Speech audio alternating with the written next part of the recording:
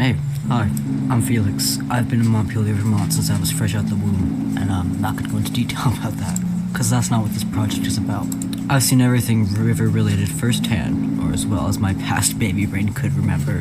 That includes the decline of our river's health. Winooski, to be specific. It wasn't always bad, I'd say. I wouldn't say it's always been clean either, but not as bad as I remember it being as a kid. A core memory I have from when I was real little was when my mom took me and my sibling swimming. I couldn't exactly say how old we were, maybe 5 or 6. When me and my sibling were in the water with my dad, big chunks of packing foam washed past us. My memory isn't too great, but I do remember my mother being annoyed, or maybe grossed out. Could be because of my dad, or because my sibling were swimming with it. Even then, I do remember my own reaction quite clearly. I was shocked. But now I feel as though this is a more common thing I see, and the less I react. Way past from just packing foam though, like seeing chunks of metal from cars, whole bottles, non-aquatic creatures like birds or maybe part of a deer, like a leg or something. I'd say it freaks me out, but feels normal now. Why does it feel normal though? With sea levels rising, there's a higher increase of precipitation happening. And, with the warmer air from all sorts of global warming junk which I won't go into right now, causes more moisture to hold in these clouds. These heavy, big clouds break, I guess that's the right word to use, quicker and more often. That's why there's so many flash floods happening as of recently.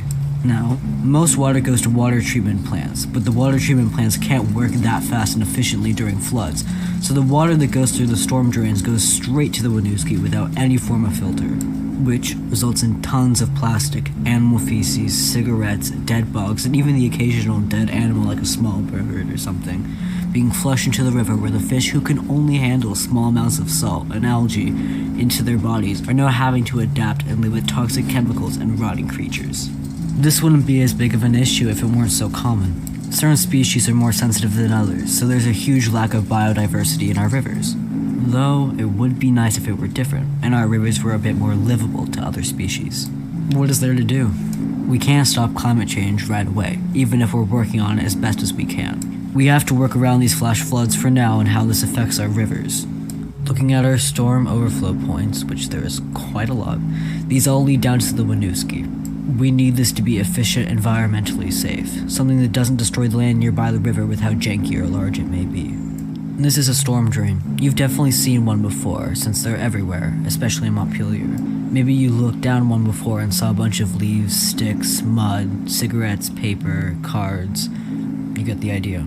It shows that no one really puts much of an effort to clean these when it gets like this. It's been made apparent that these drains aren't great at filtering out harmful garbage that we see so often. While the bars aren't that big and are definitely serving a purpose, they aren't working as best as they can. Whatever is getting in is either crushed, compressed, or small enough to fit. My idea is, assuming money is no object, and I'm not an engineer and I don't know how much this would cost, within these many drains that there are, we add another form of filter within these pipes themselves that'll sort out non-liquids and sewage and distribute these away and out of the rivers, likely to a landfill or to be recycled, depending on what it is and how it can be filtered.